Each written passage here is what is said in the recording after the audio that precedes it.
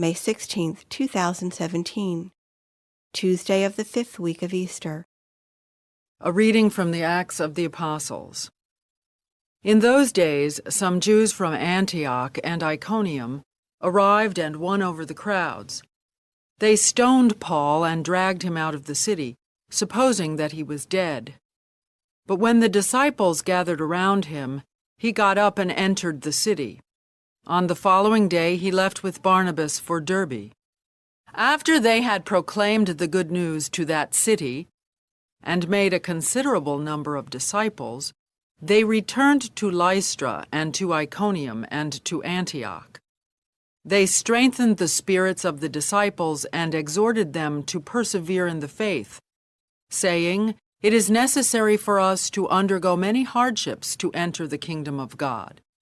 They appointed presbyters for them in each church, and with prayer and fasting commended them to the Lord in whom they had put their faith. Then they traveled through Pisidia and reached Pamphylia. After proclaiming the word at Perga, they went down to Attalia.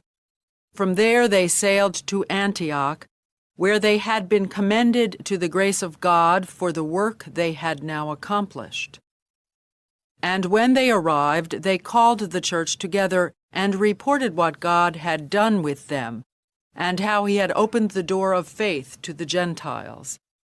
Then they spent no little time with the disciples.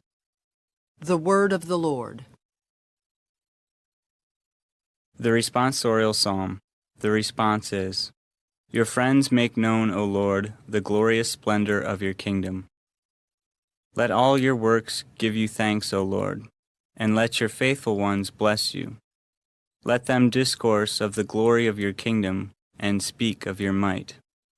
Your friends make known, O Lord, the glorious splendor of your kingdom. Making known to men your might and the glorious splendor of your kingdom. Your kingdom is a kingdom for all ages, and your dominion endures through all generations.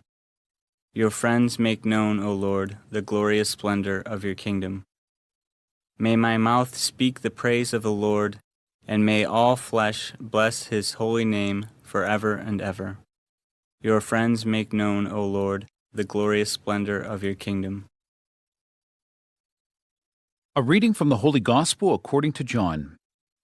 Jesus said to his disciples, "Peace I leave with you, my peace I give to you. Not as the world gives do I give it to you.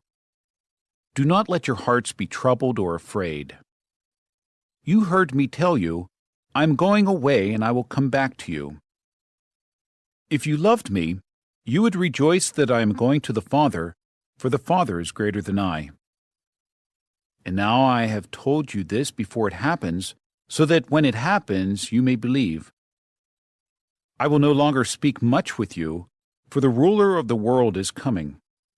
He has no power over me, but the world must know that I love the Father, and that I do just as the Father has commanded me." The Gospel of the Lord.